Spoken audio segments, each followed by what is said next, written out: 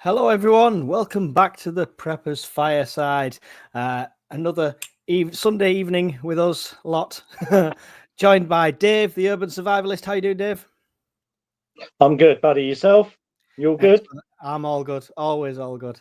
Brian, Scottish Prepper 73. How you doing? All good, matey. Still How are coming you? from us from an undisclosed secret location. Yeah, sitting in the driveway in the van. Your neighbour's going to talk that you disappear out to that van for an hour or two every Sunday night on your own. He's out there cross-dressing again. We know what he's doing. He'll never get a dress to fit him. Just mention He's kidding no one. We've got Miss Worm in the chat, our awesome moderator. We've got loads of members in the chat, lots of green names. Loving to see that. Zebra Prep, Elusive Dartmoor, loads of you in there. A big shout out to Suburban Preppers, who's in the chat. He's also got his own channel. He sent me 2 random gifts off my cycling challenge wish list on Amazon today. So thank you very much. Really is appreciated. And everybody else in there, Polonium. Taffy Nige is in the house. Always good to see him. JP, Hopster, XP, Full of Hope. If I miss anyone, I'm sorry. Whiskey Jack J. That's a name after my own heart. And Muxley. There we go. There's loads of people in there. Can't get you all. So tonight's going to be something slightly different. We're going to go through upon your kind of request. I think Brian's frozen, so we'll wait for him to come back and pad for time because he's very still. Sort that 50p connection out, Brian. I was literally just changing connections, mate. We're going to do a scenario for you and basically play out a mini scenario. We're not going to be using our acting skills. There's going to be no amateur dramatics here, but basically talk through what we would do in the scenario. Feel free to act all you want, Brian. It's fine. Matthew Hop, a big shout out, just became a member of the channel. Thank you very much. Don't forget to check out the Discord and stuff like that. So, Brian, what's the scenario? What's going on? What's just happened? Okay, so Mike, you've came home. It's summertime, call it July. You've walked in the door. Nothing on. No lights. The missus is telling you that the telly's not working. So you've just come in for work and you're getting a barrage of shit that's broken around the house. Pretty much a normal everyday thing. The telly's broke. Fridge freezer's not working. She tried to phone you, but the mobile's not working. Look, it's not even switching on. All right. Right. Okay. Okay. So your mobile's not working, right? Literally just as you walked in the door. So your car was working, but you've just walked in the door. Her phone's dead. You've checked yours and it's now dead. It was working just a minute ago before. Fridge isn't working, TV's not working. You start flicking the light switches and they ain't working either. What we're going to do? Panic and wait for the government to come and help us. Right, end of stream, guys. Well, I mean, who wants to go first? Me or you, Dave? Go on, mate. Right, okay. So the fact the phones have gone off, my immediate assumption will be EMP, whether that's a small targeted EMP on purpose, whether it's a nuke gone off somewhere else. Either way, all these considerations have got to be made afterwards. My first port of call genuinely would be the same as like the Carrington thing. I'd be filling every possible container in that first hour or two with water. I'd be running that tap dry until the pumps went off. If it's cylindrical, it would have liquid in it. My kitchen would look like I don't know what, and the bath would be filled up and the sinks and everything like that. Every drop of water I could possibly get, as well as securing my windows and my doors and making sure the house was secure. That would be the first initial, don't panic, guys, but I'm going to run around panicking moment. Dave? I think, to be honest, I think you've hit the nail on the head. And a lot of people don't realise that the first thing you should do in any situation like this is collect water. And like you say, is running the taps dry, filling the baths, filling bottles, making sure you've got enough water. Mm-hmm. This is something that's often overlooked because most people are just like, oh my God, like, what do I do? What do I do? I've got no phone. I've got no TV, right? Don't worry. The government will like turn it back on in like a day or two. But as we all know, that most of the water filtration plants and stuff like that are run digitally. So if this EMP stretches and it's more widespread, then it's not going to be long before that water stops. Now, water, as we know, is the most important thing that we need in life, apart from, more important than gear and all sorts of stuff like that. So making sure that you've got all your water containers full up, your bath full up. The next thing, I'm not really a big on the sealing the house or anything. I wouldn't at this point, because I wouldn't actually. I'd like to try and assess the situation, either radio, like using a radio, wind up radio, or whatever you've got at the time, battery operated radio, whatever, to see if there's any announcements, anything like that, and kind of see where we're going from there. Does that make sense? Yeah, it does. Yeah. So this is circa 5-6 o'clock in the evening on day one, right? So if we stick it to a timeline in chunks, right? So that's what you've done straight away. You've got your water and all the rest of it. That's perfect. Yeah. So your neighbours have knocked the door asking if your electricity's out. All right. And then as you look up, you see an aeroplane screeching down miles away, but screeching towards the ground. That's the next thing that happens. Yes, that's just confirmed what I thought it could be. That it's some sort of EMP, but again, that could be caused by multiple things. Before we go on to the next step of that, I want to try and go to the comments in between each bit. Sam's Workshop says, don't matter who or why, I open my Faraday box and get set up again. Check breakers knock next door, says Dean. Okay today. First check, it's not just my house, which is a similar thing from Snapdragon. Bear in mind, we mentioned the phone being off. There's lots of clues that should give this away before you start going knocking on your neighbours' doors and stuff. Start filling the bathtub with fresh water. Orange Man, good. Exactly, spot on. We've got unplug everything from Snapdragon, which is a really good point, which we'll go into. Amphia says, firstly, seek shelter in the basement, as the MERS might begin to hit in the next 5 to 10 minutes. That's the fear of what could happen as well, right? So that's going to be on the back of everyone's mind. Not having a bath, what are the best collapsible thin gummies? As much as I'd love to say get loads of containers and stuff like that, well, my advice on that would be, if you're limited on space, do you know them collapsible flat pack camping water containers? They cost next to nothing. Test them, fill them up when you first buy them, because some of them are not too great leaks. But you could buy a stack of 20 of them for 20, 30 quid from pound shops or places, stuff like that. And you've got a load of them there. So that would be my next best option for that, Lady J. So to keep the scenario going as well, what I was going to say is we'll do it day 1, day 2, day 3, and then once we get to day 3, we'll go to like a week, and then maybe another week, then a month or whatever. So we're still on the first day, right? And you've got people knocking your door, milling about outside, nervous, laughing, and trying to get information and talking. And it's what you used to are up to now. For me, I'm taking stock. The first thing I'm doing is taking stock, because I, like a lot of people, often am living on bits of my preps, and I'm circulating stock and I'm eating some of the things that I have. So it'd be taking stock and seeing what I've got and what, if anything, I needed to desperately get. Because the next plan of action for me, while they're all mulling around and having a nervous laugh about it, I'll be wandering up to my local corner shop, who will still take cash even if he's on fire, and spending whatever cash I've got left on the supplies he has. Trying to make it as subtle as possible. Maybe 2 carrier bags, not coming out with like 50 carrier bags and all my neighbours watching me go in, but just 2 bags with some extra bits in, and just utilise that cash while I still can. And while we've still got a bit of daylight, because it is July and it is about 7, 8 o'clock in the evening by this time. So yeah, that would be my next point. That's an interesting question in the chat from Kelly I. What do you think of that? That's a good question. I can't say it. comment. There we go.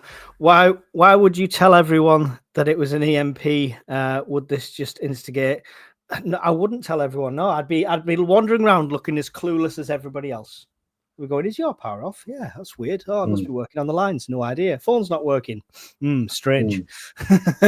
Dave, what's your for that? You carry on for your day after you've gathered your water. I mean, the thing is, it's like, again, I'm an assessor. So it's like I like to assess what's going on. I like to watch people to see how they're reacting. Obviously, on the first day, I'll be getting out some sort of cooking facilities, some gas stove that I could boil water and I could cook. Also, all the people in the street, because they will all come out in the street because they all want to know if it's everyone else's house. Don't get involved in it at all. Maybe poke your head out and go, like, what's going on? What's going on? You know, it's just like grey man it kind of a bit. And but I think then I would start looking at other ways to light and power and cook.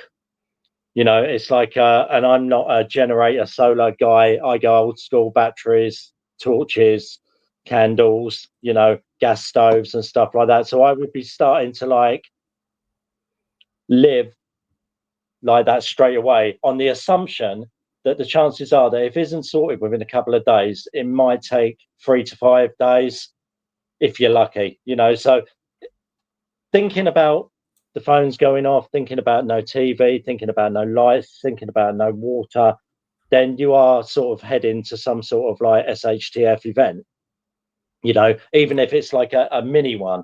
If it's going to last a week, maybe 2 weeks, it's still enough to cause a lot of unrest with people. Yeah. So Lee from the Bugout shop is there, and he says on day one the Bugout would be open for business. What currency would you take, Lee? Let us know what currency you'd take in that situation, Lee. Would it have to be silver and precious metals and stuff, or would you be taking cash? Fingers and ears. Brian, give us yours so far. We've got to me and Dave's up to 8-9 o'clock at night here. You still waiting for it to happen? Pretty much the same. The clue would be anything sophisticated has went down in my house by this point.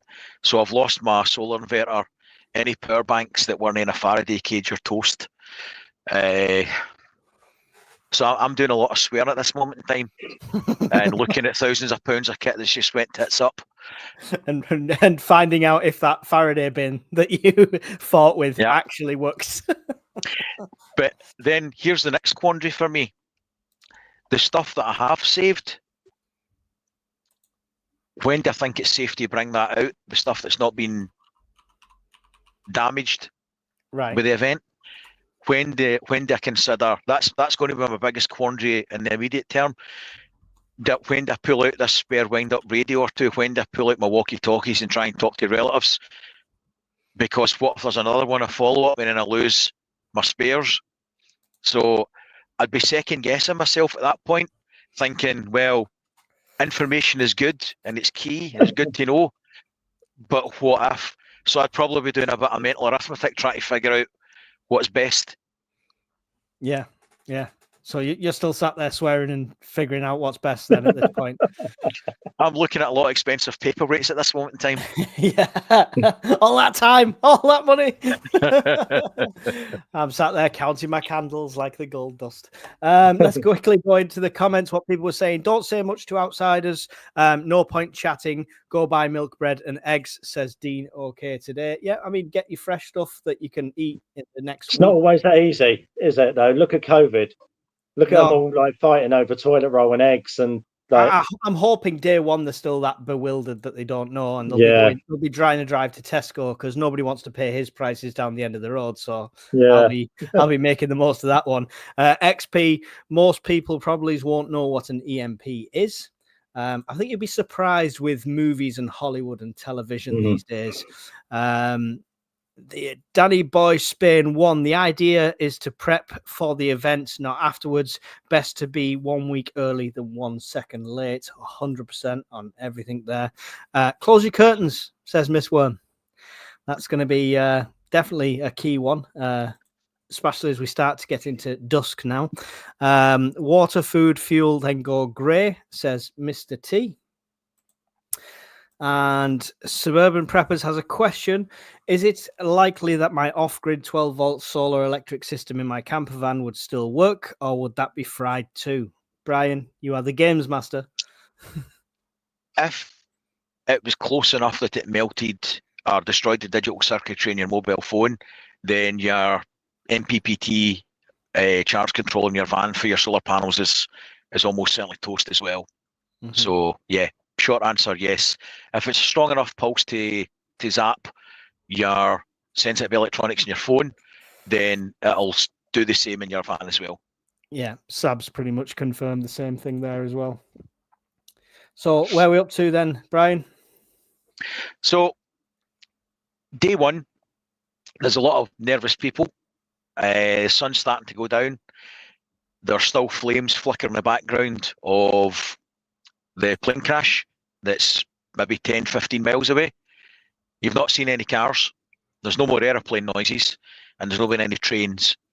Some people are starting to walk home, and there's little tidbits information telling you about massive traffic jams and cars not moving in the motorways and dual carriageways. So people that can make it home have started to walk home and arrive by now, and telling of travel chaos. So that's you pretty much to the end of evening one. And there's a lot of people sitting in the dark. Some people have got candles, some people have got torches. That's where we are. So as it gets dark, we've already closed the curtains. That's a given. We've already locked the door. That's a given. I would then be looking to do my internal board on the downstairs window, which goes between my glass and my curtains. So it's a board that sits over the actual frame of the window and blocks it that way. So from the outside, looks like the curtains are closed. From the inside, it's boarded, but there's literally no light escaping whatsoever. And then I'd start to prep the house to everyone down into the room, the one room that's more central to the house, purely just for heat and light purposes and stuff like that. So I'd start to get that room ready for the camp out that me and the kids are all going to enjoy tonight, because everything's still fine. Dave? Well, I think, to be honest, it's like similar. I mean, I did a video on budget lanterns and that ages ago, and I was showing how we can attach, how we personally, I attach them to the light where the light fittings are. So it's like you've got a light bulb in every house everywhere anyway for light in the evening. Now, I'm not so bothered at this point about the civil unrest side of it. I mean, it's early days. I mean, I don't think anyone's going to start going mental for a good few days. You know, it's like I think most people have got enough food in their cupboards to last for a few days, you know, and they can get water. You know, I think they would probably have enough, whether it's like cans of beer, squash, bottles of orange juice, whatever. I think they would probably have enough to get by. Yeah. Now, for me, I'm kind of the opposite. I would go out on the first day to have a little recce about, to see what's going on, and then I wouldn't be going out. I would literally hope that I have enough preps and equipment that's going to get me through that first 7 days at least. Yeah. Because I think, and I did the same with COVID, it's like everyone's going mental. I went out, had a little recce about, not that I actually needed anything, but I wanted to see what was going on. Yeah. So I think, go out, have a little look what's going on, a little recce about, come back in, lock yourself away, try and keep as low down as you can. I mean, it's like, not everyone has the ability to board out all their windows and bolt all their doors and stuff like that. And I think we're going way ahead here with things like that. I mean, me personally, I think, like, get your head down, keep monitoring on the radio what's going on. You know, obviously keep a lookout. If anyone's at your door, I mean, I've got cameras on the door anyway, whether they'd be fried, they probably would. But, you know, I think it's just a case of like getting your head down, lighting, making sure you can drink, making sure you can eat and sleep. Always in a situation like that, if you've got a family, one member stays awake to keep an eye on everything, you know, and take turns. Yeah, I will mention as well, as I get into that settlement period, now that a lot of us are starting to get things like this, which is the mesh network. And if you're on ham radio, that's another way. I would be starting to put the feelers out for information. I'd play it dumb, like to a lot of people, unless I specifically knew them. But especially if it's people listening on airwaves, I'd be looking to hear and find out information and what's going on. More so to find out how far afield this is. With ham radio and CB and stuff, you can reach other countries, other continents. So trying to find out exactly how far this goes would be vital information at this stage. We've got loads of comments. Sorry, on you go. I was just going to go through. So far, on your first night, it's been quiet. There's not been any upset or civil disorder that you're aware of. Yeah. Well, it would be, wouldn't it? There'd just be the odd domestic, because there's always domestics going on. Can I say something with this, Bryce? Sorry. Yeah. I saw a comment there. Now, under my understanding, and again, I'm not an expert on EMPs or anything like that, but on my knowledge of it, what I've looked over the years, anything that's not in a Faraday cage that has circuitry of any type will be fried. Is that correct? So all these it's not a hard and fast answer. We have, sorry? It depends. It depends on the size of the warhead, where it was made to be. It could be tweaked to have a higher EMP output, so more or less like a neutron bomb. But it depends how close you are, the intensity. It depends how much energy is in the air and how far you're away from it. Long story short, most digital circuitry that's unshielded would be toast. Exactly. Yeah, that's what I'm thinking. Things like even like your mobile phones, your cameras. It's like your walkie-talkies, because they still have like circuitry in them. Yeah. Even your LED light bulbs and torches. Yeah. All these things would pretty much be down. And this is, I guess, why I kind of go old school with it all. So I know that if anything like this happened, candles are not going to burn out. My gas stove should still work. Yeah, that'll be fine. Yeah. 100%. So it's like, and things like I'm on about with the mesh network, it's not taking it for granted that would still work. It's got to be, people have got to prepare that and put it into some part of Faraday bag and cage. Let's quickly get through some.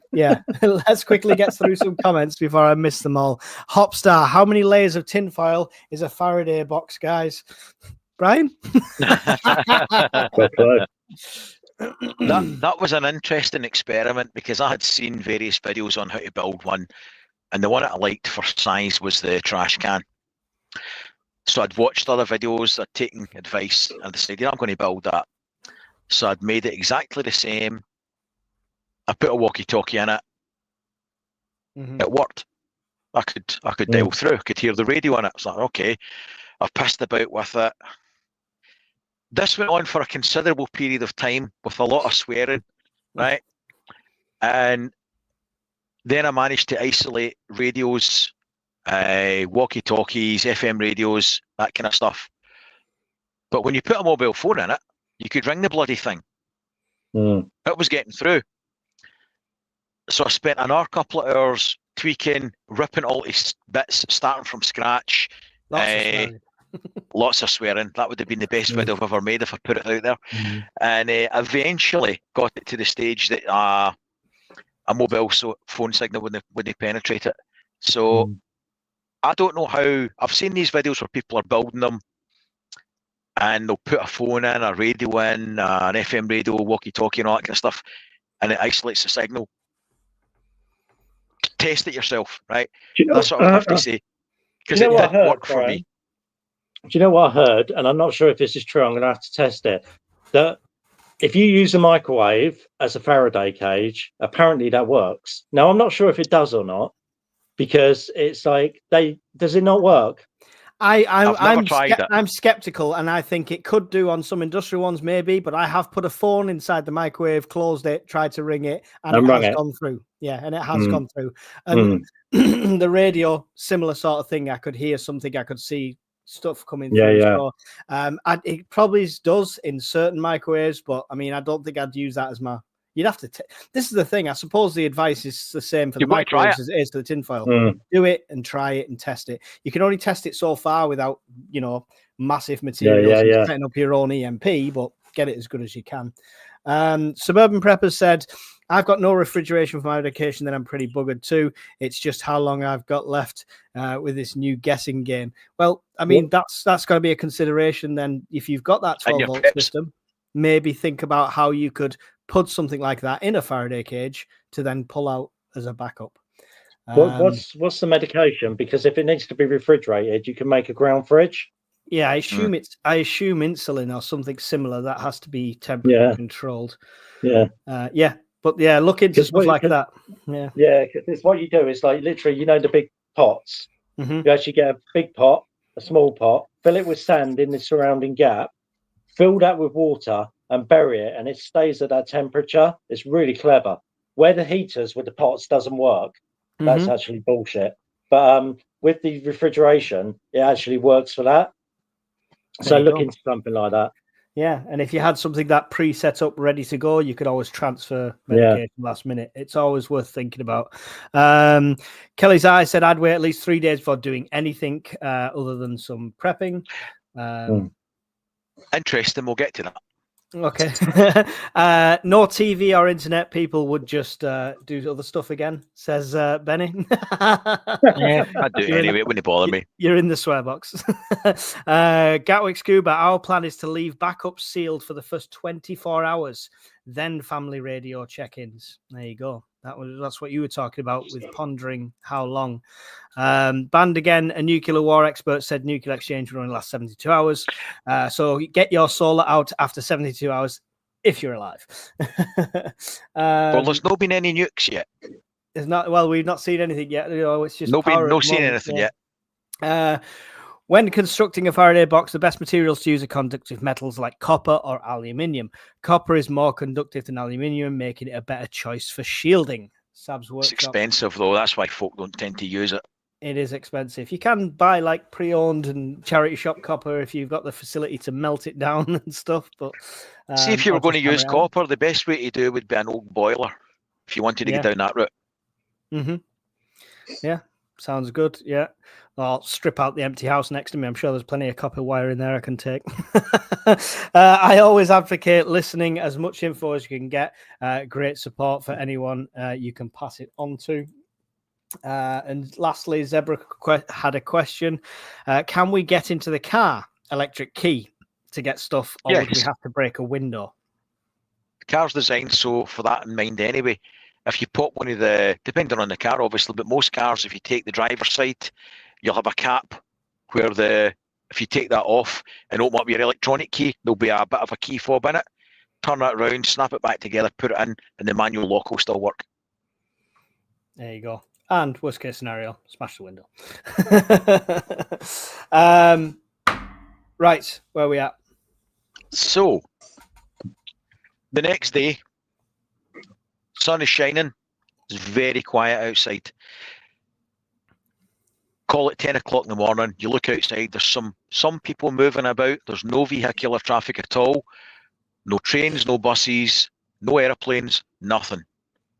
Birds twittering, dogs barking, occasional people talking in murmured voices. No radio, no TV. And you've still no radio signal. You've still no TV signal. You've still not got any power. Day 2. What are you going to do, Mike? I mean, this is we're starting to get towards bug-in material. This would be day 2 is when I'd be unpacking the Faraday stuff, getting what power I needed out and stuff like that.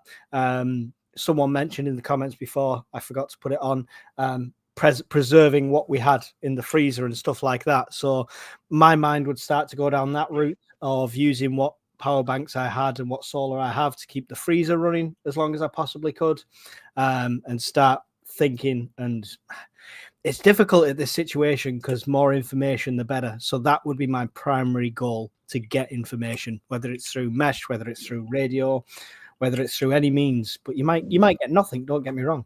But yeah, I'd be on the information hunt and then starting to think about how the hell do I check in with family and stuff. Mm-hmm. Right, Dave. Day 2. Day 2. I think to be honest, it's quite difficult because I'm a bit different to a lot of people, right? This is when Dave starts his warlord army. His day 2. Yeah, it's like I'm actually like kind of like not antisocial, but I'm not really like a big people person in the first place. So me locking myself away and like actually just spending time with my family is actually kind of a nice thing for me. But I think the thing is, like Mike said, is finding information what you can, get in contact with my close group members and stuff like that, if in case we have to go to a next stage. And literally, I just think it's like trying to. I think it's difficult, Brian, because in my opinion, from day one to probably day 7 is probably going to be very similar. Do you know what I mean? Little tiny steps each day to build up to like the fact that like you're shit. This is like getting serious, you know.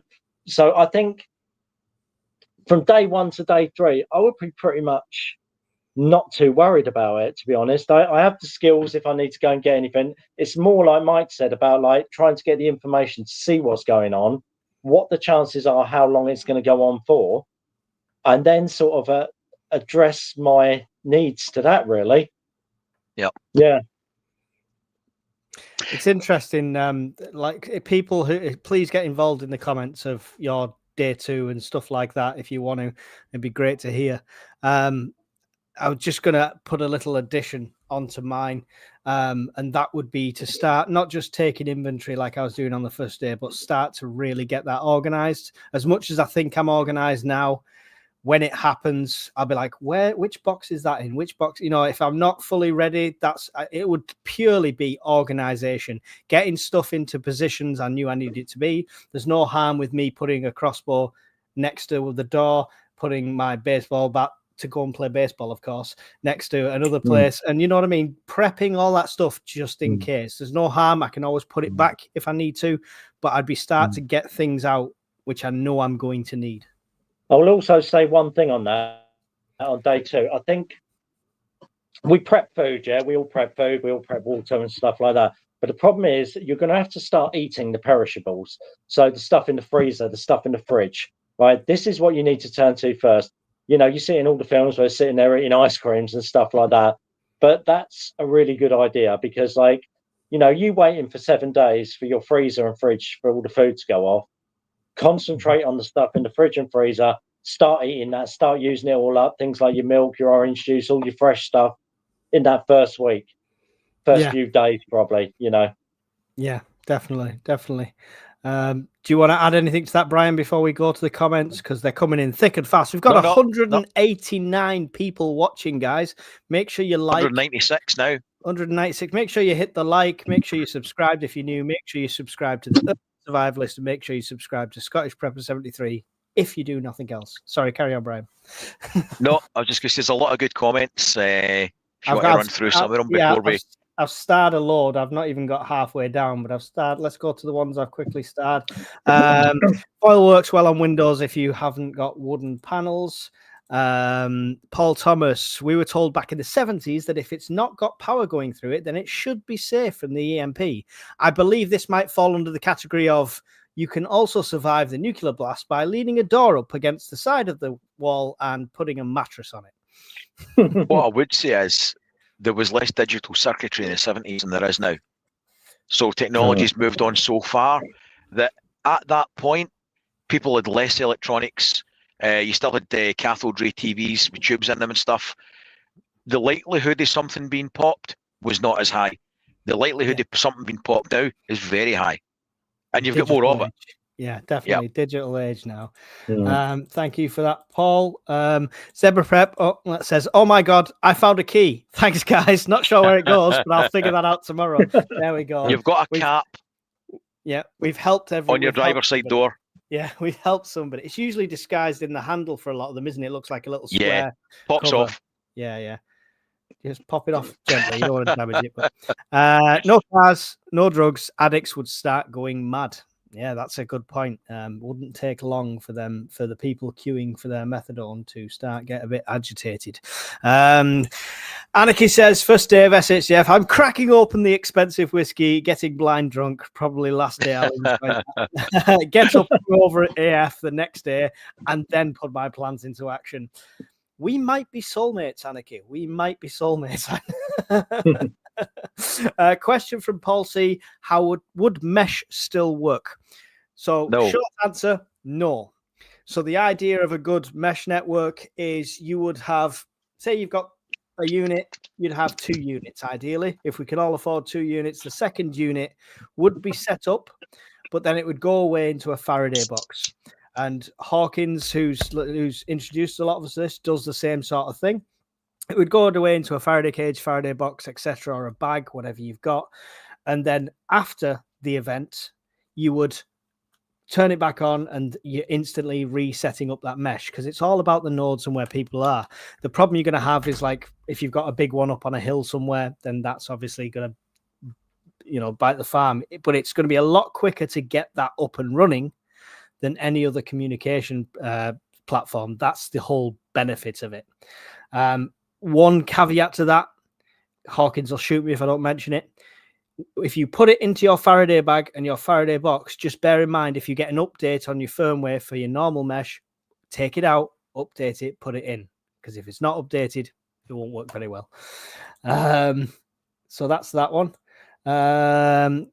Would the EMP burst not fry the mesh network? Yeah, we've just addressed that one. It would, in essence, but it should be recoupable very quickly. Got a spare router, wireless cams, and Wi-Fi drones in Faraday bags.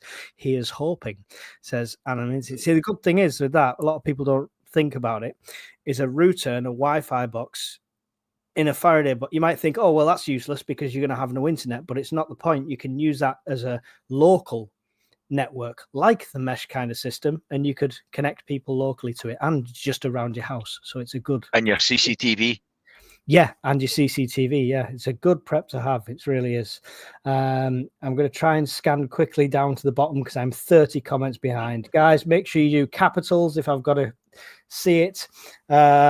Like Miss Worms just says, or use the super chat. That's even better because it highlights, it stars itself for me. 3 days without delivery. You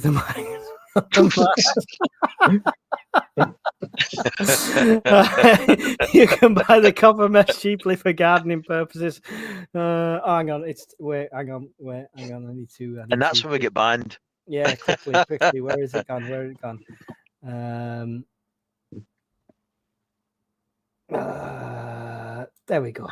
There we go. There's our disclaimer across the bottom. I usually put it on as soon as Dave joins, but it's there. Do you want to go back to the scenario now, Brian? And I'll try and catch up in the comments in the meantime. So you're getting, it's about 4:00. There's been more people walking about asking one of our questions. Sporadic news in your area of confused messages. People have been walking home, people have slept in their cars overnight, people have got loved ones that haven't come home, they've not heard from anybody. A lot of nervous people at this point. A lot of nervous people who have got truckers, husbands who haven't come home, they haven't heard from them, they're worried about them, they're at home with the kids. Mm-hmm. Right? Some people are worried about their fridges, freezers, and there's some wild, crazy stories going about. All sorts of things, from alien invasions to London's been hit with a nuclear bomb. There's all sorts of information kicking about. It's 4:00. Somebody knocks on your door, Mike, asking if you could heat up some water for them. What are you going to do?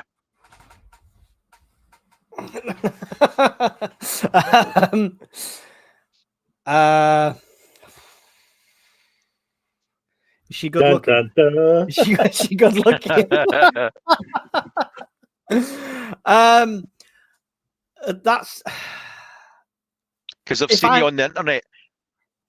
Because they've seen. Oh no, hang on, that's a total different caveat. Are you adding that in? Is that genuine? Yeah, they know you from the internet, and you're an organised guy. So any chance you could use one of your gas stoves and heat up some water so they can give their children some dinner. Asshole. It's a realistic scenario.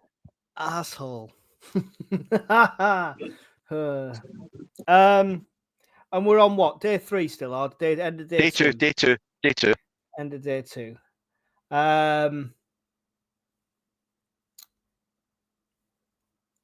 know this person? Is this somebody like on my street? Somebody that's local? Yeah, somebody on your street. Yeah. You see their children playing in the street. I would say, yeah, come back in 10 minutes. And when they came back, I would give them a flask of water. And I would say to them, I'm down to my last 4 gas canisters, though, so you might have to think of another way. And put that caveat out there.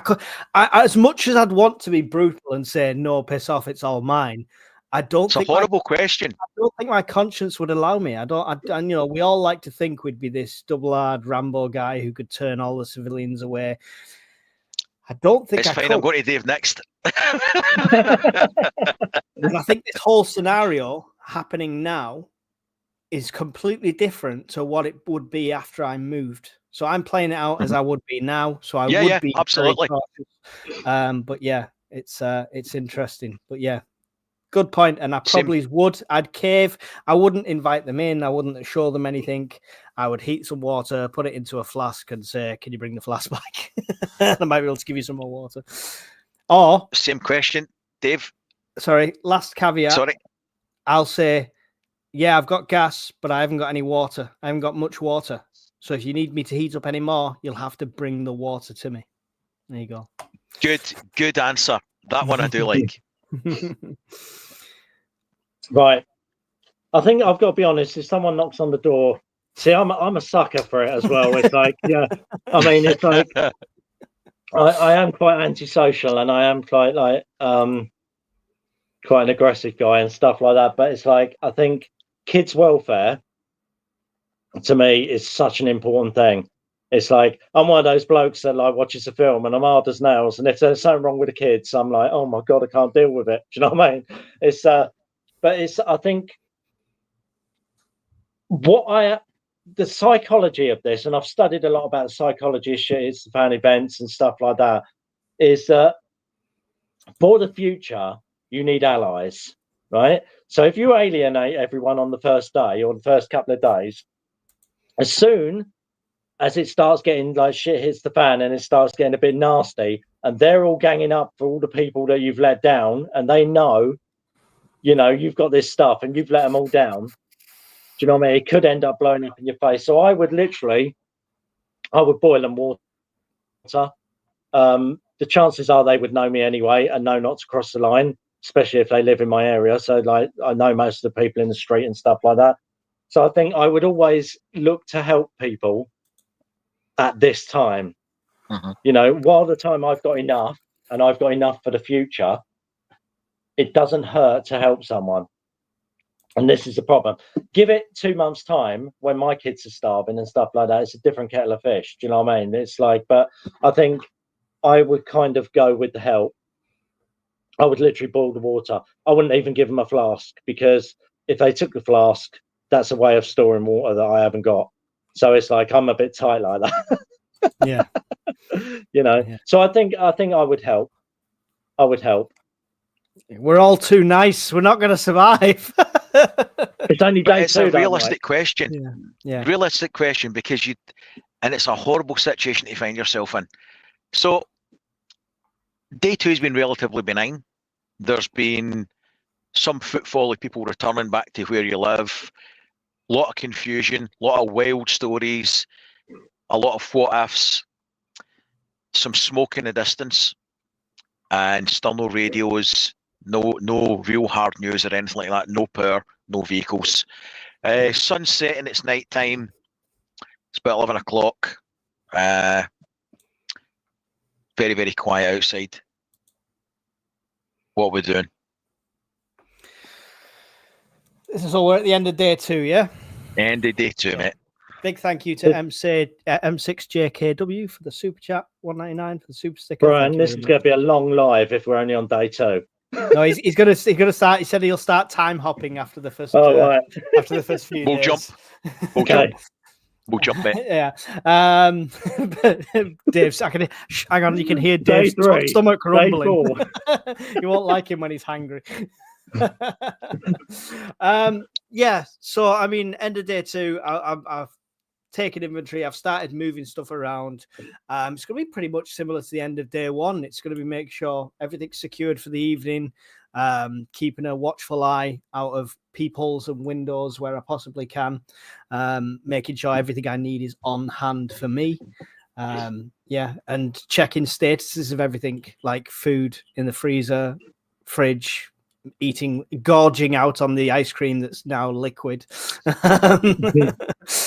What are you doing at night time? At Are night you and the time, missus taking shifts? What, staying up? No. Or what's your plans? At this stage, at night time, we're only on day 2. I'm kind of with Dave that it's not gone to complete anarchy at the moment. We are all sleeping downstairs in the most secure room. I have alarms on doors and on windows. This is battery-powered alarms. This is not something that would have been fried. So everything's already secured. I think I'm pretty safe. We would just be sleeping like normal at this stage. Yeah. So over to you, Dave. Same.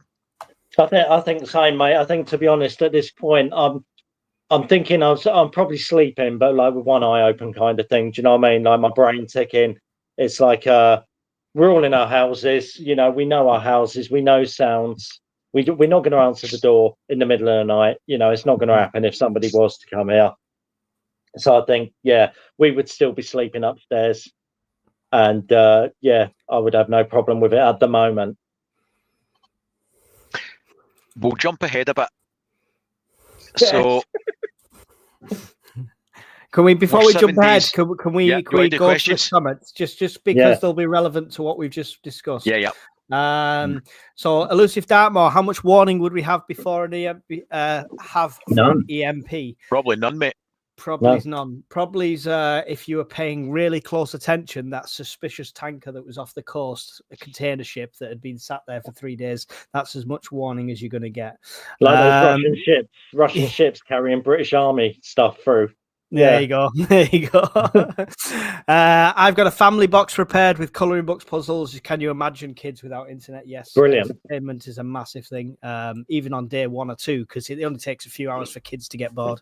I keep a military watch G10 with a battery hatch and some spare silver batteries in a small Faraday bag, in a Bugout bag, as keeping time to set up automatic watch to keep accurate time. There you go. Accurate timekeeping, always good.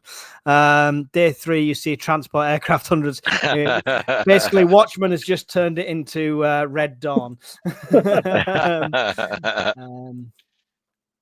Walk the dogs as normal, says Rift Security, but really, it's a patrol. Yeah, so quite grey man, but quite intelligent.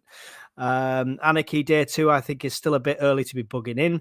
I'd be out for the first 3 or 4 days trying to find out what's going on, trying to secure resources. There you go. So if you felt you need to, I suppose. Mel Sibley, within the first few days, position your fire extinguishers around the house. 100%. You should already have them in a decent position so you can get to them in a normal situation. But yeah, it's a very good point. Hopstar, when you say to unpack electrics, when is safe to unpack electrics again? Does anyone know? There's no timeline on the after effects, I don't think.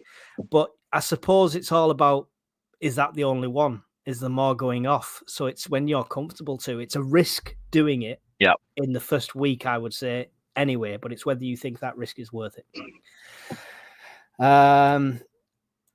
A mobile phone for each mesh node would need to be protected as well. Excellent point. Yes. It doesn't have to be top of the range thing. It just has to be able to have the app on it and keep that updated as well. How much would you have to break down electronic device component before an EMP would have no effect on it?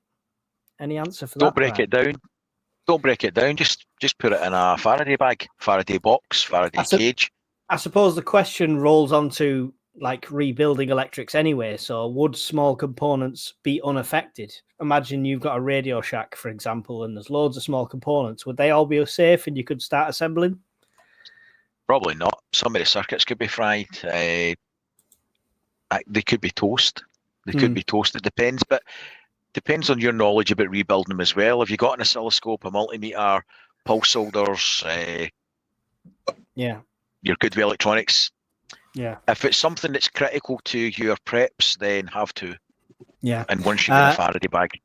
Last one from this segment. Learner Prepper, would my ham radio still work? No, unless it's pre-protected. This is what we can't emphasize enough. If it is something like this, Faraday is the only way. Sounds like it. That's a t-shirt right there, isn't it? Faraday is the only way. Go on, Brian. Carry on. Day 7. Day 7 now. We've jumped ahead, right? So there's been some disorder in your local area. There's been fires. There's been widespread looting by this point. There has been gangs smashing up cars. There's been cars setting fire. Most of the local shops are either burnt out and or empty. And you've heard rumours of people's houses being broken into, people being attacked. There's a lot of nervous people. Some people in the street, their toilets are blocked up. And you're having multiple people walking about asking if you get any water at this stage. Not food so much, but water. Mm. That's you 10 o'clock in the morning on day 7. Still no Chinooks dropping out food parcels or anything. There's more smoke in the air, and you're seeing fires more at night time. How close is this disorder to my front door? You've heard it but not seen it. Right. Your street's safe. You have had no fires in your street, but you've heard noises at night time, and you've heard reports of people being attacked in your area, but not in your Probably street. the town centres and shopping centres and that, Yeah. wouldn't it? Like local to you, yeah. Mm. Can I ask? I feel like we're playing Dungeons and Dragons here. Clarify if you want. At this point, have I got any further information via networks, via radios, via anything like that? Do I know what's going on and how bad it is on a grander scale yet? Well, you've got your little wind-up radio that you've turned on. There's no radio channels coming through in that at all. Mm-hmm. You've put your mesh node up, and you've had a couple of messages from that, but it's largely as confused as the people you're meeting in the street. It's the same. They spoke to a guy, and the Russians invaded. They heard it from a friend of a friend. Then the next person you talk to, the aliens have come. The next person after that, London's been nuked. That's Right. the confusing, massive information that you're getting from lots of different people. London's been nuked. Oh, everything has a silver lining, I suppose.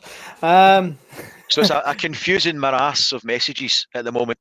Yeah. And people are asking for water more often than not, but no food. And there's Can been... I add to that, Brian? Sorry, mate, because how do these people? How do we know this violence has happened if we're locked in our house and we haven't seen no one? We got no right. Are we just pretending? Word of mouth. Word of mouth. People that are passing on their way trying to get home, relations, family, friends that have bugged out of city centres to come to the suburbs where you guys are, and they're relaying stories of basically the town centres are no-go areas. Yeah, that's where we are. Okay. Cool.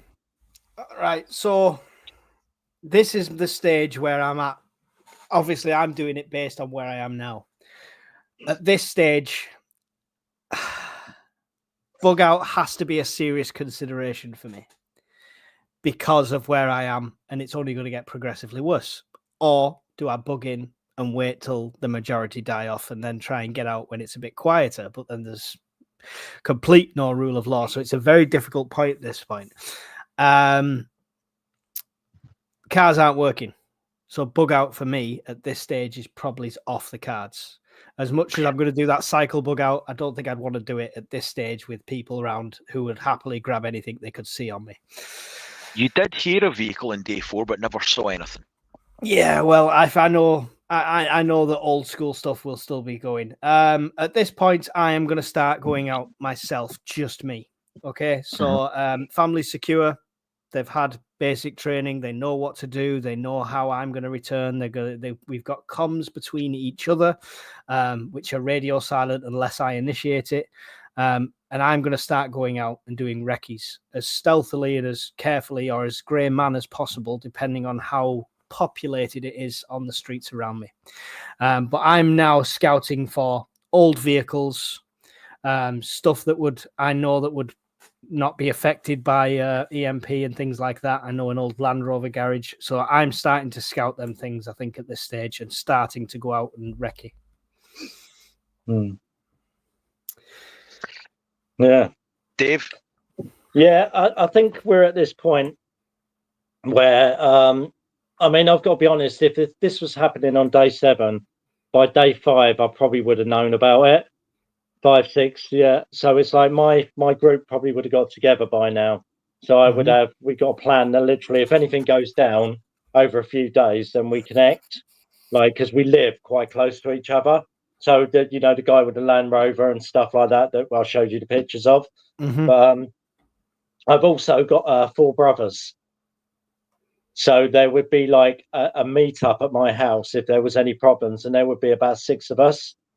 So like for security purposes, like, because I've got a really big house as well. So, and it would be easy to break into and not hear it in the front of the house, if that makes sense.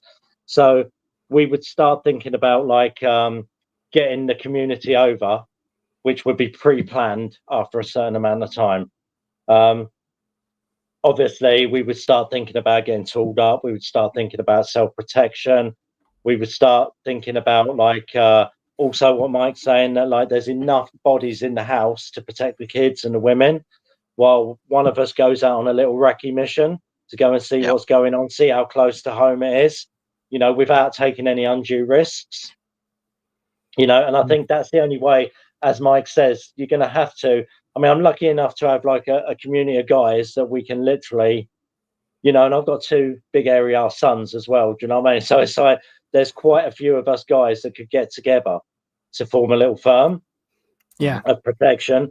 But you would still need to know what's going on. You would still have, somebody would have to take out, which would probably be me, go out and have a look what's going on, have a recce, have a little look where if the foraging areas are still about and stuff like that, because, you know, all the shops, like you say, they're going to be looted.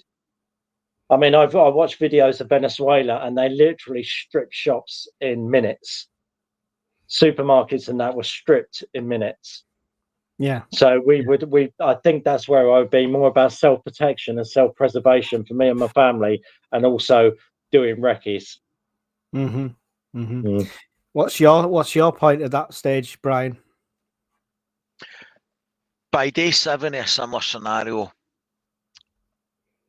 probably 3 or 4 days before that, I would have went to the local Tesco, along with most of the people in the street that I could convince to just do a conga line of shopping trolleys. Yeah. And fill it with everything I wanted. Also the chemist next door to it, empty that as well. And take it back down to the village and the local area. That would be day 4 or 5. Under these circumstances, 100%, that's my point of call, would be empty the supermarket of everything I could keep, store, rices, beans, pulses, everything like that. If I had time, I would go back and get anything I hadn't spoiled in terms of vegetables as well, and we eat them first.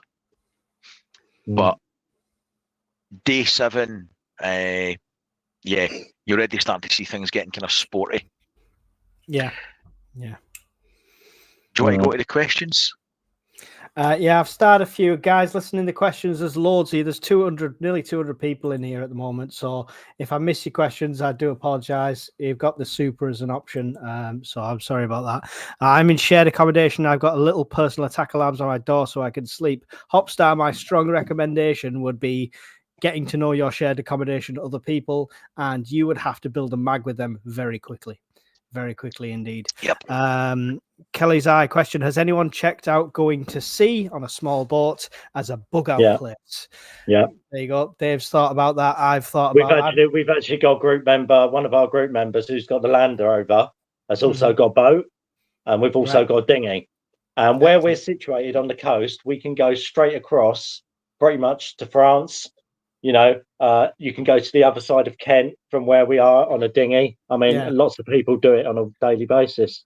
Yeah, it's something I want to do. It's something we won't go into that. It's something I want to do. It's something I've looked at. I'm going to get a boat once I move, hopefully, and you know that'll carry me across to Ireland to Full of Hope's house because she's more prepared than I am.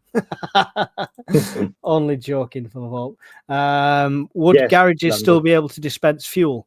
No. If they've got a backup generator, maybe for a short time, but you imagine emergency services would take ultimate priority straight away in that, but fuel pumps are all electric based. You can get into the tanks if you can manually kind of siphon that out. but you don't want to be doing that at this stage because there's going to be loads of people hanging around the petrol stations trying to get fuel. And if they see you doing that, they're going to be doing the same. So answer is no, but there's ways and means.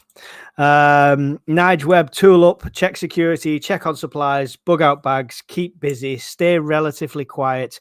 Happy days. There you go. I mean, that's a spot on. All good advice. Like that. Yeah, definitely. 100%. That should be a daily checklist, if anything. By day 7, some people could be dead already if dependent on special medical equipment. How long do backup batteries last? Exactly. In hospitals as well, things like that. It's going to be overwhelmed. Day no 7. Staff. Yeah, exactly. No staff. Nobody's getting to work. No, there'll be the shift that was in there when it happened, and how long can they last? Day 7, where I live, could well see armed gangs on the streets if they can organise themselves. I feel your pain. Possibly. Banned again. Rat catchers say when loos are not flushing, rats make their ways up to them to your homes. That's fine. That's the new Uber Eats. Yeah, just make sure you've got a cage next to the toilet, and you can have rat burgers delivered to your door. There you go. Okay. I'm caught up-ish. Sorry, guys, if I do miss anything. So we'll jump ahead 2 weeks. Right. So we're on week 3, the end of week 3. They're all dead, Dave. They're all dead. So people have been trying your door multiple times, but your perimeter's still secure, both your houses. There has been instances of civil disorder on your street by this point, but nothing that you and your neighbours weren't able to repel. There's no injuries. You've had numerous people up asking for food now on a daily basis. Water. The mains water stopped working weeks ago. The toilets stopped flushing weeks ago. There's piles of rubbish in a lot of people's gardens. Lots of fires and smoke on a nightly basis. And a lot of strangers walking through the street. And there's a lot of talk of fatalities. Still no firm news on anything. All you're getting is a rumour mill, and you're trying to disseminate fact from fiction. Mm-hmm. And that's where we are. Yeah. And the worst thing, no Fireside meetup, says Snapdragon. I love that. 203 people in here. Just before we go on to this next bit, we're doing a scenario. We shouldn't be on too much longer. Thank you for being here. Hit like, go subscribe to Dave, the Urban Survivalist. You won't regret it. Go subscribe to Brian. He's a doom-fearing news channel, but he's all right. Go and subscribe to him as well. I'm an asshole. Right. What was the actual timeline? Was it 2 weeks now? 3. End of week 3. So we're jumping ahead. End of week 3. Right. Okay. So based on where I am now, I've got to get the F out of here. All right. So over this last 2 weeks, I've been trying to scout and secure a vehicle. I'm pretty sure I know where several are that I could. I've also managed to get fuel, which I'm pretty sure I know where I could. So this has been pre-organized or pre-thought about. But at this point, I'm loading what I can into basically a dirty, great big old diesel Land Rover with extra fuel, and I have got to bug out. I've got to get out because of where I am, because of urban. If the disease that's flooding down the toilets that's going through all my neighbours, because I'm at the bottom of the hill, has not already infected me, it's going to soon. So I'm on complete bug out mode now, and I've got to get out of there. And it's not my number one plan. I'd love to bug in for 30 days, 60 days and wait it all out. But location, house, and environment says I can't. So that's where I'm at. Dave, thoughts? 3 weeks. 3 weeks. Here we go. It's kicking He's off. already took over. He's already took over. He is Dave the Overlord. So basically, we would have. We've seen violence in the street, but we would have people on guard. So as I've said before, we've got people with full FACs, night vision. We got infrared. We got thermal. Literally, we could have someone on spot. We would literally be, without trying to be too romanticized and thinking, yeah, we can do this, because the organisation of years would go into this. So it would like literally, this is why we rely on so many primitive skills and stuff like that. It's like nobody's mentioned how they're keeping clean, how they're washing their clothes. I mean, it's like things like that. I mean, I bought a really strange one quickly for my birthday, my 50th birthday. My wife said, "What do you want for your birthday?" And I said, like, I want a tin bath and a scrub board and soap. Oh, nice She one. was like, "What?" So that's what I have for my 50th birthday. So I've got like a whole washing by hand washing setup for it. But I the thought it thing was for is, some sort of weird sexual kink. I didn't want to speculate. but I think, to be honest, I think where we are, I'm pretty sure it's not as bad as where Mike is, because we're kind of like, I'd say, I don't know what they class as, suburban. So we're kind of coastal, urban, woodland. So we're kind of in the middle. So it's not heavy.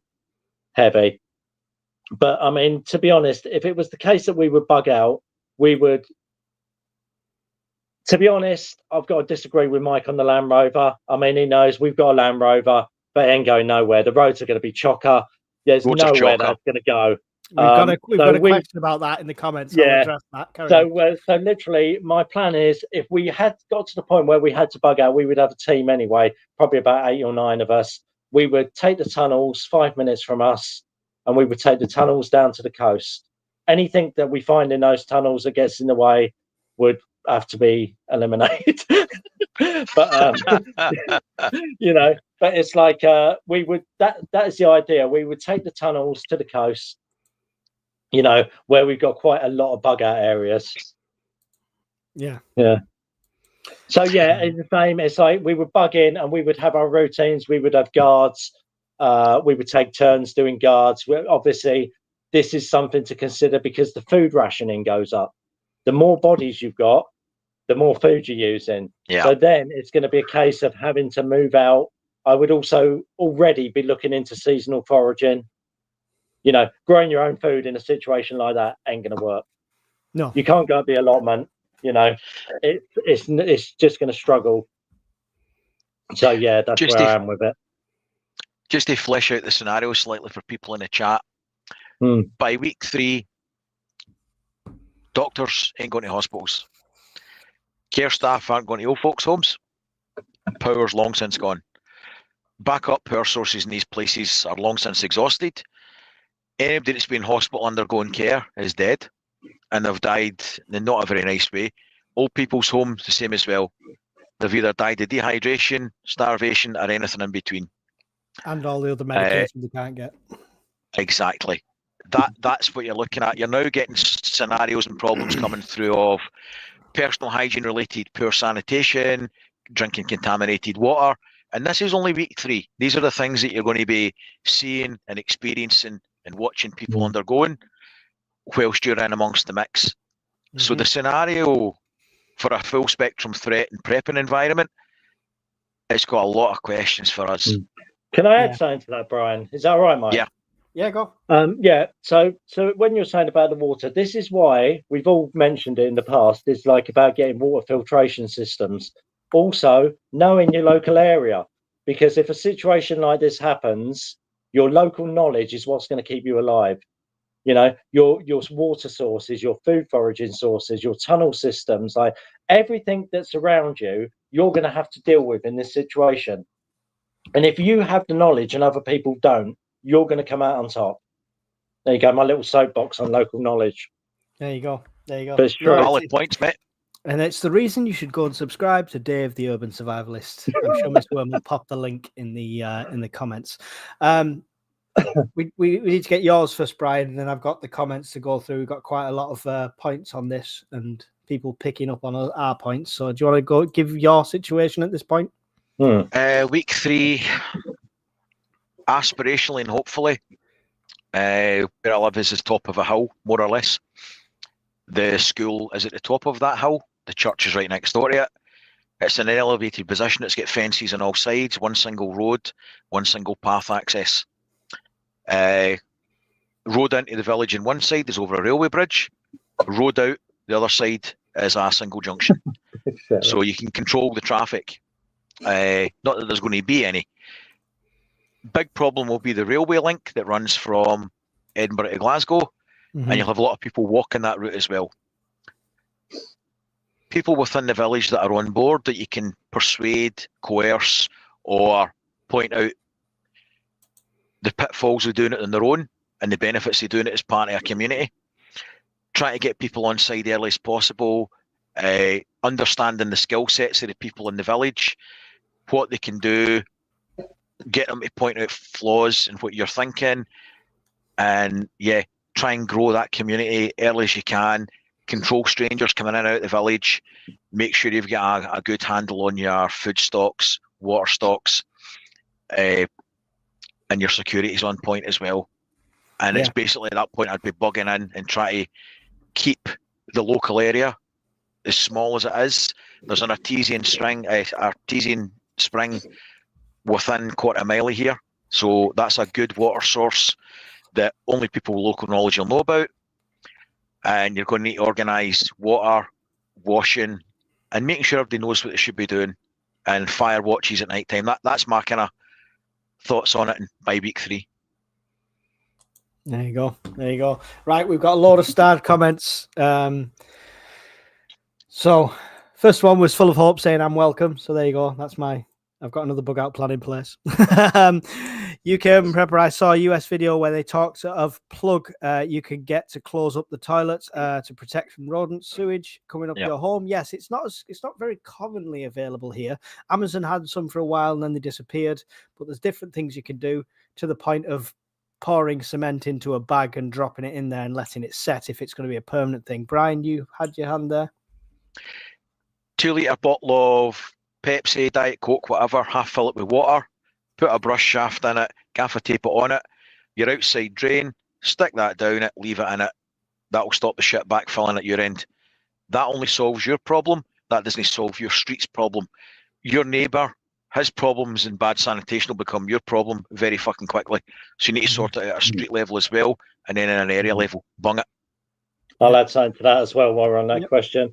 Is we managed to get hold of, I don't know if you've seen them, lads. It's like for houses that got chimneys, you put this ball in there and you inflate it to the size of the hole. You blow up, seen that. Yeah.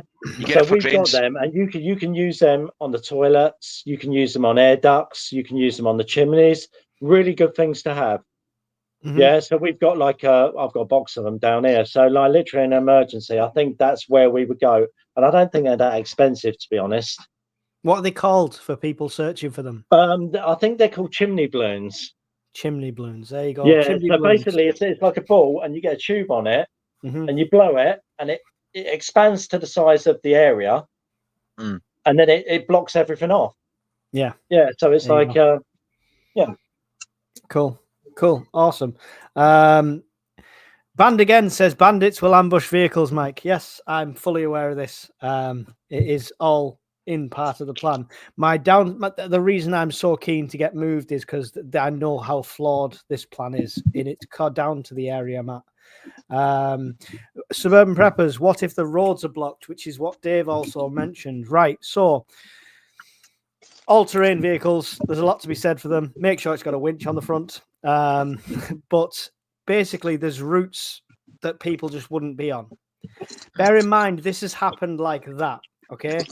Oh, there you go. Chimney draft excluder. All right. Very good. There you go. Cool. Yeah. I'll check them out as well. So this has happened like that. This has not been people have not been trying to get out of a city because there's a nuclear threat. It's just happened. So I don't expect to get down the motorways. I don't expect to be able to get down a lot of the A roads. But there's roads that I know to where I need to bug out to that you will see one car on there a week. And in that case scenario, I should be able to push or get rid of that car on the route. Worst case scenario, try my luck off road and always have a backup plan of on foot if I had to. So, but thanks for the question. I have took it under a lot of consideration for that. I would have bugged out earlier to meet up and look after older family members, bigger house, and already got stores there, says Rift Security. Sounds like a great plan already in action there. Killer 71, Mike, does your bug out plan involve stealing an old Land Rover? Sourcing. Technically at this stage, yes. Like I say, I'd be spending 2 weeks recceing this. I've already know where I can get them, and it's not technically stealing. I know somebody and I would be borrowing it they wouldn't be there. Long story, but yes, essentially yes. And I know that's a terrible plan because that's a factor. Well done, Moxley. It's a factor that's not in my control. So I know it's a terrible plan, but budgets dictated this just happened, and it never happens when you're fully prepared. If I was fully prepared, I'd have my vehicle ready already. But thank you. Mike, pedal to mine on your bike. I'm a couple of miles away from you. Cheers, Jay. Have you got a Land Rover I can borrow? Mad Max style, it's out of there. Then, Mike, haha, I have jerry cans at the ready. There you go. That's it. That's what we're doing. Got to dig a toilet hole in the garden like Alaskans do. If you have that facility, I don't have a garden that I could dig in, but if you do, definitely I would be have a long dropper dunny set up already. Living in a village in mid Wales, it's to the second pitch up in the hills. There you go. Face it, eventually Mad Max World within 2 weeks, says Band again. 28 days, yeah. 28 days. Kelly's eye question: typhoid, when does it start and how do you avoid it? I don't know when it starts. I'm not a doctor. If any of you guys got the numbers, please jump in. But it's purely about personal hygiene and blocking off that terrible sanitation. And if you can't, I'm afraid, as much as bugging out's not a great option for a lot of people, it's probably a nicer way to die getting skewered by someone else trying to get a deer than it is dying choking on your own feces. Let me add to that, Mike. It's the thing is with this, it's like it's all hypothetical, and infection and disease can come from all angles. It's like, you know, you might not cook your food properly and give yourself food poisoning. It's like, you know, your toilet could be chucking out fumes or anything like that. You know, it's like you could have animals in the house. They carry disease, especially like when they're crapping and stuff like that. There's so many things and variables when it comes to like disease and that. So the thing you do for that is you prepare for them. You get yourself some antibiotics. You get yourself some stuff that we're not allowed to mention, colloidal silver. You get yourself some hydrogen peroxide. All these things that are antibacterial or antiviral and fungal, things that can help you in a situation like that. You know, I'm not saying that they work 100%, but they do. Yeah. So have a look into them. Yeah, definitely. Cool. Prevention. Don't forget, coronal mass ejection has the same effects in EMP. Not quite. That will affect large electronics. That will affect the grid as a whole because it's going to use the power lines as an aerial. It's going to cause a lot of fires and stuff like that. But small electronics, handhelds, your solar, your backup batteries, all of that, they will be fine. They'll be absolutely fine with that. Make sure you've got stuff unplugged if you can and be ready for fires. You going to add to that, Brian? Your solar installations might not be because they're grid tied. So anything that's grid tied like that's probably going to get zapped. Manverter for the solar's probably toasting a coronal mass ejection. Given that's tied into the batteries and the BMS, it's probably knackered as well. But my power banks would be fine.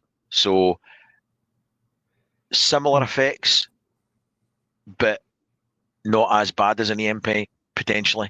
Yeah, it's again depending on how much energy. Yeah, think of it on a industry and national scale rather than a personal what's in your house scale. With something like that, I would say. Hopstar, can I ask about water purification tablets? Isn't it enough instead of expensive filters? He also added river water purification tablets. Is that enough? Yes, technically, but you are taking a risk at that stage, depending on where the river water. If the river water is quite fresh, if you're right up near the top, near the spring, and you're throwing in a few tablets, chances are you're going to be fine. But if it's fast flowing, yeah, definitely, and make sure it is flowing. Don't take it from a pond that might look slightly clear because it's still water. But some way of filtering is always recommended, and failing everything else, boil it to death. Yeah, whether you've got to do that on a fire outside, however you've got to do it, boil it. Hopstar, that's your main thing. So Amphia. Hunger and starvation would now begin to kick in by week 3, but those who haven't eaten for a couple of weeks won't have any more energy to have to be kicking off, basically. So Will they live? yeah, well, yeah. I wasn't quite sure what he said WTL was, but you've got that one. But yeah, he's right. And that hunger and desperation in week 1 and 2 is what's going to get your neighbours knocking on your door and banging on your door. So that's when you've got to be careful with it. Question from Miss Worm. Prisons, would electric security have failed? What do you think is going to happen with prisons in this situation?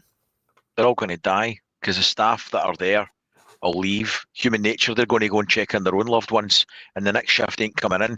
So you're going to be locked in a cell, and you'll starve or die of dehydration or your own filth, or some idiot next door setting a fire.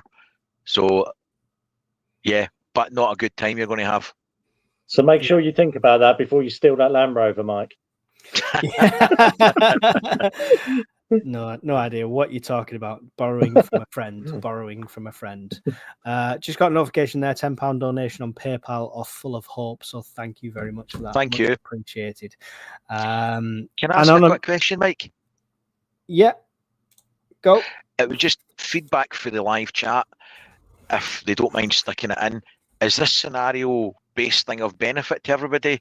Is it something like, because it's a new direction, so it's just something different? So feedback, we've got still got 200 odd people in the chat, so I'm having a guess it is, but is this something that they want to see more of or of interest? Yeah, cool. It works well. Get that in for us. Anonymity.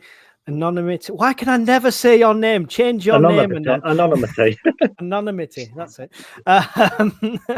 Slipdexic. When you go for a walk, take seed potatoes, plant them discreetly, spuds you like. There you go. It's a good idea. Outlawed UK Builders Yard will have a type of bung for pipes that would have been used for the installation test bungs. There you go. Great source of information there. So it's probably something you could get from builders merchants in peace times if you're prepping for that as well. Just reading them stars, I'm now 49 comments behind. I do apologize. So I'm going to zip down to the bottom. I'll try and keep an eye out for big block capitals. There's no supers on there. Do you want to carry us on, Brian? Do you want to go a bit further? Let's 4 weeks. 4 weeks. That's not a bit further. Yeah, a month. Okay, well, let's do a month and then 3 months and end it. If you guys have time to. I'm good. Okay, go on. Suggestion: why we're at 3 weeks already? Why don't we go to, instead of adding another week? Why don't we go to 6 weeks? Okay, you're the dungeon master. We're going 6 weeks. Woohoo! Okay, Mike, you've successfully managed to acquire a vehicle, and you found a relatively safe farmhouse that was empty when you got there. You didn't have to make it empty. So you've got your Bugout supplies. You've managed to forage relatively successfully. Everybody's healthy. You've even managed to find an old boomstick that the farmer had.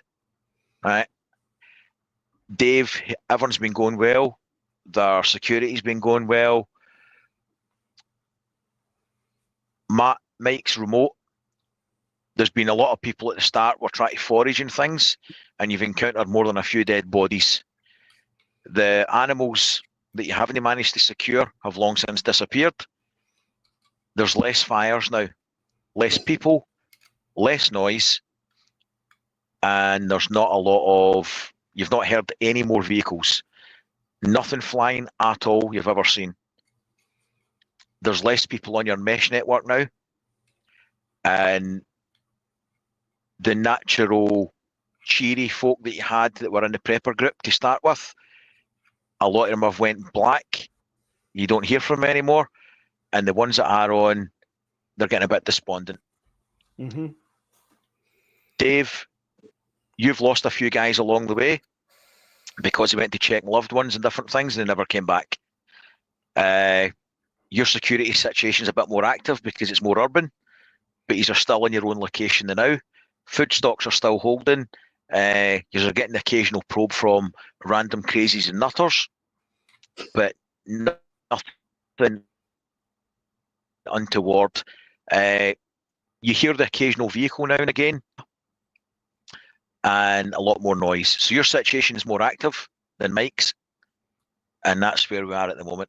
And it's over to you, Mike. Right. So whatever's left of my mesh network now get my coordinates, pretty much. And I know that can still be a risk, but hopefully I've already done the security checks. I've set a code. They've repeated it back, whether it's on ham or whether it's on mesh, and they now have my coordinates. And it's all about the rebuild now. So it's whatever this premises is I'm on, it's about securing out to a good distance, removing any trees that block lines of sight within immediate 200 yards, and then just basically adding to the people there. Because even though I'd love to think me and Mrs. Urban Prepper and the kids could live like the Waltons for the rest of our lives, we need other people, we need other bodies, we need other hands.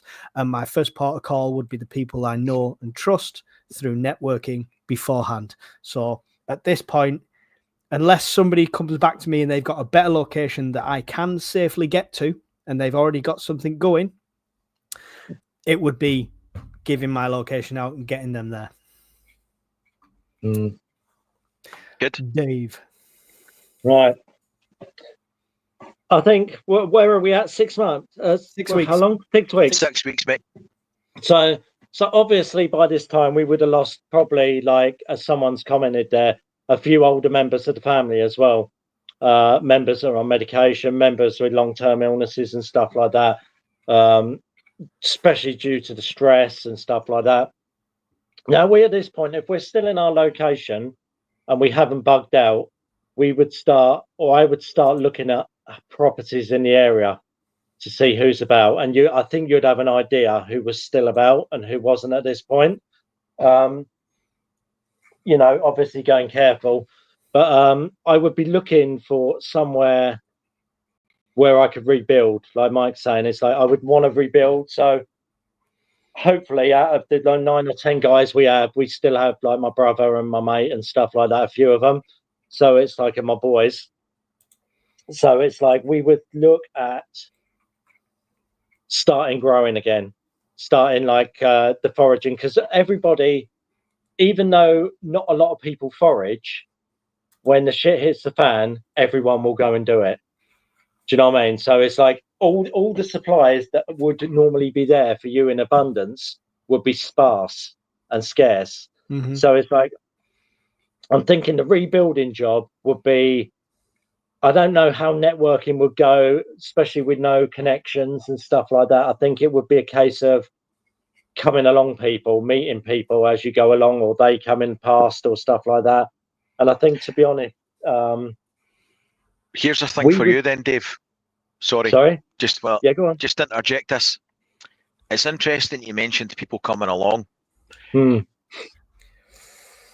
this 6 week period, in the last couple of weeks, you've had more people coming towards you, asking to be let in to your community. They're hungry, they're thirsty, they want to join. Families, single guys, single ladies. You've even had the occasional child that's wandered about that have been separated from their families. What do we do?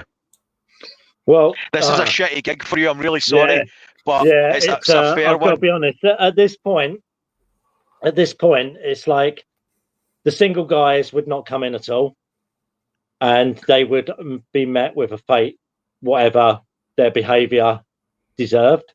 Trying to put it politely, the kids, any kids on their own, would be taken in, because, like, I've got a daughter myself, I've got my wife. It's like families and kids I would consider, because, again, you've got to learn to trust people. I mean, I know this might sound a bit weird, but I would set them a task, and I would say, to join my community, you must go out and go and hunt a deer and bring the deer back here. Something stupid, do you know what I mean? Something that if they could do it, would show they had skills. Go and fetch some water. Go and collect some berries and see what you've got. It's like, because I don't just want some fat lump who can't even climb a flight of stairs. Present company accepted. But Dave, I can help. Honestly, I'm valuable. Let me in. But I think this is where Mike's on about rebuilding. We do have to rebuild, but I would rebuild on my terms. Do you know what I mean? I'm not going to lower my expectations or put my family at risk for being a bit soft-hearted. You know, a kid on their own, again, you got to be careful, because you even get it today. People send their kids to go and like, oh, poor pity me, homeless child, take him in. They end up opening the door at night and letting the parents in to rob the place, or the guardians. You know, it's like, you've got to be so careful. And I think this is where you're going to have to go with your gut. And I think by this time we would have had experience of violence by this time. Yeah. We would have had to commit violence to get this far. You know, so we would be in a position where we're not going to take no shit off anyone, but also you need to rebuild as well. So you've got to give some people the benefit of the doubt. But how you do that is probably a personal choice. Mm-hmm. Yeah. I mean, you get them to run a gauntlet or so in a machine gun fight. I don't know. It's you know, I think it's two different. It's a similar same timeline for both of you, for three of us, but different risks. Mike's going to be hunter-gatherer and looking after. Thanks, Russian Nerd. But he's got Mrs. Urban Prepper, the kids, try to hold and maintain a perimeter. By this point, there'll be obviously somebody will be on stag and looking. You'll be swapping out sleep patterns. You'll be tired. Morale's taking a hit. Is MD going to come? You're trying to be strong for everybody, Mike, and yet you're more aware than everybody of what the reality is, and that mental stress on you without any form of community. I know, and we've not had TV for 6 weeks, so she's obviously going to be pregnant as well. So it's not like you get somebody pregnant. You're right about the Waltons. You're building your community one at a time. Are you going to do yours, Brian, before we go to the comments? I've got a lot of starred comments here. Go for it. So, week 6. The filtering process that Dave was talking about, I think this is going to be an interesting one. And this is the one that tugs at my heartstrings and makes me think the most. So you've got restricted access and egress to the village. But you've got people who are going to be walking along the railway tracks, telling you their skill sets. You're going to be doing a filtering process. Let me in. Well, you've got limited food stocks, and everybody's going to have a sob story. Everybody that's coming up is going to have a horror story and a family and a loved one, or worse, they could be a relative of somebody that's already in your community. You've got to let them in. That's my cousin. That's my brother. That's my sister. That's their 5 kids. So the community brings its own problems and its own baggage. Do you let everyone in? Do you turn everybody away? So that's going to be a huge challenge. A huge challenge. And if I'm being honest, I don't have an answer for it right now until I was faced with that. And it would have to be ground rules set out at the start with the community, and it can't be a solo voice. You're going to have, because you're going to have the moral high ground in the backup for people round about you saying, no, we can't do that. You let one in, you let everybody in, but you're still going to need mechanics, carpenters, farmers, people have got practical skills. But if you let them in, the family's going to come with them. But you know what you could do, Brian? You could just check they've got good teeth for trading. There's two gates. Yeah. This one above it says community. The other one says food stock. You go into the food stock and trading. It would happen though. Again, it would happen. Yeah, it would happen. I'll go to the live chat. Big shout out, first of all, to my friend, the Ration Nerd, who has an awesome channel. You need to be subscribed to Ration Nerd. If you do nothing else today, go and subscribe to Ration Nerd and Dave and Brian's channel. But yeah, he's got an awesome channel and he's gifted us 10 memberships, which is absolutely amazing. Ration Nerd said he was going to get on Discord. You've still not done it, Ration Nerd. Come on. Pull your finger out. We want to see you on that community. And a big shout out to Jay the Grey for the £10 super chat. Absolutely amazing. Yet another live missed due to work. Looking forward to catching up on this one. Buy some Fireside beverages of your choice on me. Thank you very much. That'll get Brian lots of Coke Zero for the prep. Okay, let's go to the starred comments now. My wife and I are enjoying this chat, Brian. It's making us think. You've got a lot of your feedback comments on here. Yes, scenarios are good, gives us the things to think about, and it pulls up flaws in our plans as well. So I'll add that caveat to that. Yep, this is great. And yes, more, please, says Antor. You're not the dungeon master, you're the doom master, Brian. You're the doom master. Thank you. I like it. 6 weeks, 1 million dead, millions ill and dying, says Bandiged. This is the grim reality we don't see in Hollywood. Don't disagree with that at all. Yep. No one in line at the grocery store. I think that happened a while ago. 6 months in, I would say communities would have formed to join together to expire. Mike would have to stop shaving and would look more like a man again. Cheers. That's harsh, but I like it.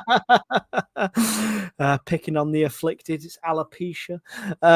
Questions from Kevin. What percentage of population would you expect to see at the 1, 2, 3 week, etc.? You've got any percentages there, Brian? It would be a lot. I'll jump to the end. I think you would lose 90-95% of the population within about 3 months. Right. If I'm being honest. Okay. Yeah, because, no water. Yeah. The less you're eating at the start, everybody's relatively healthy. You're coming from a first world country, good healthcare, allegedly. So the biggest influx of deaths at the start would be from social care and the health service where they're not getting any medication, they're not being looked after.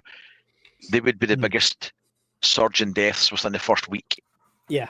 After that, week 2, you'll probably see more deaths from dysentery, accidents, fires. Week 3, more predation on one another, people killing one another, starving, more personal hygiene related problems, that sort of shit. Mm-hmm. Week 4, things are just going to escalate. People are eating less. People are being less choosy about what they drink and where they drink it from. So your deaths are going to accelerate again. People are going to be more desperate. Deaths will accelerate again. So I reckon 3 months, 90-95%, everybody's gone. Scary. Full of Hope says the deer were wiped out in the USA for decades after the Depression. It's a really good point. People who think they're going to go out there and hunt and live off the land, you're going to have people trying to hunt and half successful by killing something, then not knowing what to do with it and wasting half of it. For reference to that, look at like what the people did in the West to all the buffalo, and they killed them all just to get the skin, and all that meat went to waste. It's going to be a similar thing. So think about how much wildlife we actually have.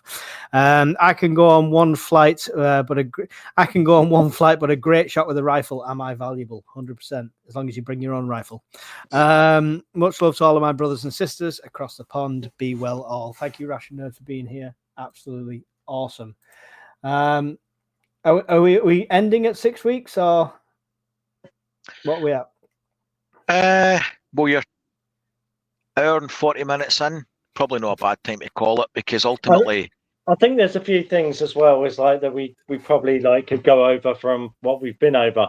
I mean, things like people with mental health problems. Mm-hmm. Like it's. I think a lot of people don't realise that in a situation like that, if you see your dad die, your brother die, you see your neighbours die, it's like the knock-on effect this can have for you. Now, are you going to stay there? Are you going to get over it? Are you going to turn full fucking Negan from The Walking Dead? Are you going to go like psychotic? It's like nobody knows how you're going to react to these situations when that stress is put upon you. And I think we could all sit there and go, oh, do you know what? I'll deal with it. But again, it's something that you don't know. You don't know. None of us know until this happens. No, but the more you prepare and the more you think about it and the more you take that into account, hopefully, the more foot in the door you'll have. I've got a quick summary here that I'm just going to go through quickly before the end. And this is what an AI supercomputer thinks. So this is taken from information all over the internet from different scenarios. And this is kind of what's going to happen their eyes with a complete power out, just to give people a vague idea. So the first point is urban chaos and community survival. Cities like London, Manchester, elevators grind to a halt, traffic lights go dark, the tube becomes a labyrinth of pitch black tunnels, people spill into the streets, navigating by daylight. Community hubs like libraries or old churches turn into makeshift shelters where people gather for warmth and safety. Without refrigeration, food supplies spoil, so local gardens and rooftop farms pop up with people trading homegrown vegetables for essentials like soap and candles. Coastal smugglers and seafaring economies with modern ships and navigation systems. Fishermen in Cornwall and Scotland revert to sailboats. A black market trade emerges where smugglers ferry goods between the UK and mainland Europe using centuries-old sailing techniques.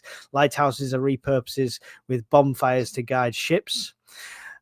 Rural resilience and medieval revival in the countryside. Life becomes a bit more manageable. Communities in Yorkshire or the Lake District revert to agrarian lifestyles using hand tools, horse-drawn plows. Local forges spring back to life, making tools, old windmills, water wheels. And things like that. The rebirth of monarchy and feudalism. This is one point that I really liked. With communication networks severed, the central government struggles to maintain control.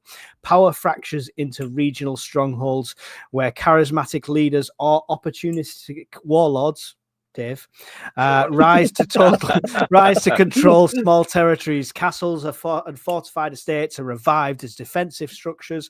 A new feudal system emerges where people pledge loyalty to local rulers in exchange for protection and access to resources. And of course, it goes into medical crisis and the revival of herbal medicine and knowledge preservation and the rise of storytellers. Without the internet, people scramble to preserve knowledge. Libraries turn into sanctuaries of learning with volunteers copying essential books by hand. Storytellers and traveling performers become cultural icons carrying news, entertainment, and moral lessons from town to town. Folk music and oral traditions flourish, binding communities together through shared histories. Now, I think we've gone on to years down the line there, but that's the summary. Don't sound far off, does it? That's the summary that AI says would happen following a complete grid blackout. It would. We would have to go back to our old school skills. Thank you, Glass Future, for we the literally would. Awesome. And I think this is why I promote them so much. It's because I think if anything happened, then like having those skills makes you such a valued part of a community. You know, to be able to forage, just have a knowledge to write, to like play music, to like do all these things. You know. Yeah. Zebra Preps made a point. Massive happy birthday to Mrs. Scottish Prepper. Big shout out for letting us have Brian for so long on your birthday. I know you want us to keep him permanently, but he's your problem. You signed that marriage agreement. But yeah, we know she tunes in. So big happy birthday to you. Many happy returns from us all. Thank you. Yeah, great feedback, guys. We'll kind of end that there. We could go on for 6 months, a year and stuff like that, I'm sure. But it's amazing how quickly we go from chaos to thinking about the rebuild in my eyes. With any final thoughts on the whole subject, Dave, before we end? No, just like I was saying, mate, I think the biggest preparation you can do for this is learn traditional skills. Mm-hmm. You know, it's like learn how to hunt, learn how to trap, learn how to forage, learn how to grow your own food, learn how to bake your own bread, learn how to cook over a fire. You know, all these things is so valuable, you know, because if everything went down tomorrow, everything, and you had no gear, you would have to improvise. And what you've got up here is what's going to get you by, isn't it? It's what's going to keep you alive and your community, I guess. Yeah, definitely. Brian, what's your final thoughts on this? Brown Coat says we need a part 2. Yeah, I saw that. Yeah. The tugging at the heartstrings part, the practical side of it, Is it? I would Start again. Hello. Start again. You froze up. Go on. Sorry. The tugging at the heartstrings bit is the bit that worries me the most. The turning people away. That That's my biggest worry.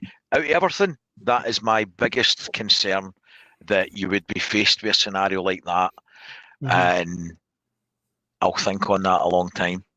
Yeah. I've been told I'm too nice, so maybe I've got to work on that skill. How to be an arsehole. That's a new prepper course. It's a horrible situation to be found in. It is. It is, but it's these situations that could throw us off. We could have all the preps in the world, and then a mum, a dad, and 2 hungry kids at your door changes your plans completely because you just can't turn them away, and you don't know. You can say you will in every situation, just like everybody says, yeah, if we go to war, I'll sign up and stuff like that. You don't know how it affects you till you're there, till you're even started training and stuff like that. So it's play it by ear. Quick shout out for one of our awesome moderators, Miss Worm. I'm not going to play her whole advert, but I will say she has got a book out. This is her book. So go to Amazon, buy it now, get it on your Kindle, all that lot. She will put the link in the chat. Yeah, it's definitely worth a read. A good book there from Miss Worm, and she does so much for us. We need to give her something back, so make sure you go and check that out if you do anything else. And of course, subscribe to Dave, the Urban Survivalist, who will tell you now in 1 minute all about his channel. Go, Dave. Okay, my channel's just about like trying to be self-sufficient in urban areas. Which we've probably covered a bit about today, is learning to forage, grow your own food, local knowledge, urbex, underground tunnel systems. It's like there's so much stuff, baking your own bread, preserving your own food, all the primitive skills that we can have without all the money and in a small urban environment. Give it a look. Excellent. Brian, tell us all about Scottish Prepper 73, the nice version. All right, the nice version.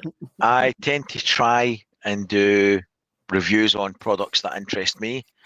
I try and look at things that might help me in a shit hits the fan situation. I tend to concentrate probably too much on power systems, power bank, solar generators, that sort of shit.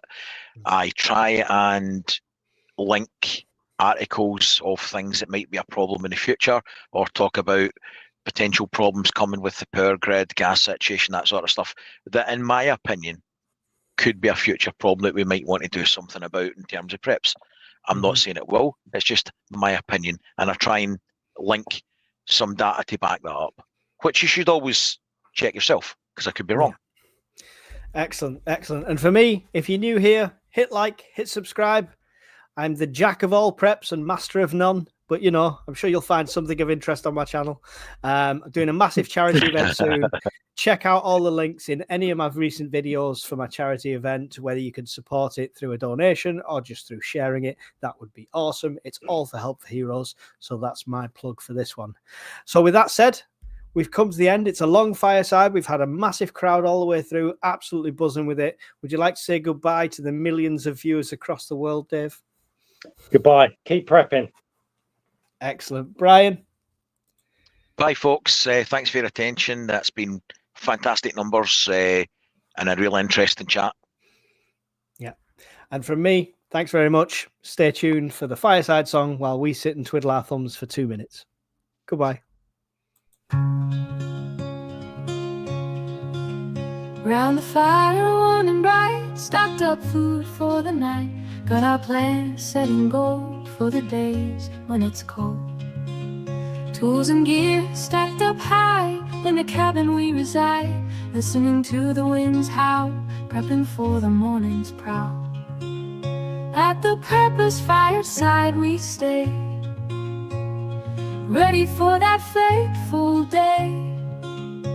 Stories shared and hearts alight, round the fire every night.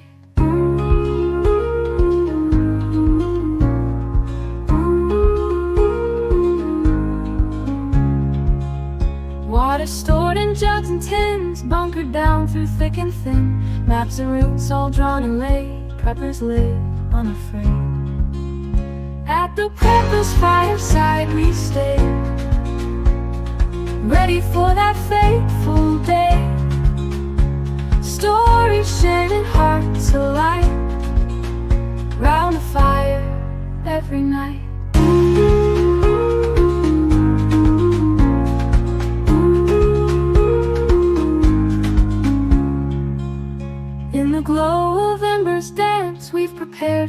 every chance, living simple, living true, with the dream we all pursue.